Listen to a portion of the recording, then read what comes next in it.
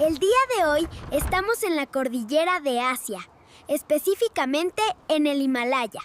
Venimos hasta acá para buscar a un amiguito muy tierno, originario de territorio asiático. Justo viene uno por ahí.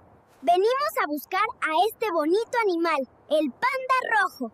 Todos lo conocemos con panda rojo, pero en realidad no es un panda.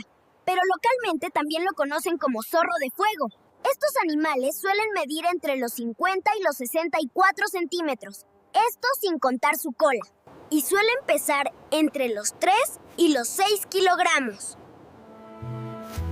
Su pelaje rojizo y sus manchas en sus ojos como si fuera antifaz hicieron que se ganara su nombre como el panda rojo. Otro dato chistoso e interesante de ellos es que usan su cola como bufanda para el frío. Ellos viven en bosques con mucho bambú y árboles muy grandes y lugares muy fríos y húmedos.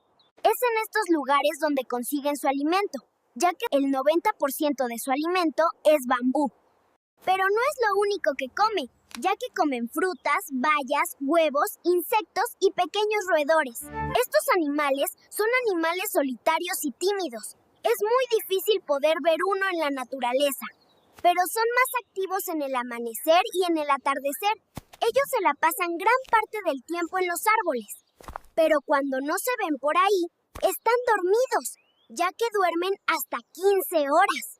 Estos animales, cuando se sienten amenazados, se paran en dos patas para hacerse más grandes. Y como último dato, la razón de su nombre es que significa comedor de bambú, por eso es panda rojo. Ellos se encuentran en peligro de extinción debido a la deforestación, su cacería y el cambio climático. Así que juntos cuidemos el planeta. Mi nombre es Sparky y eso fue todo por hoy. Si les gustó el video, no olviden suscribirse y darle like.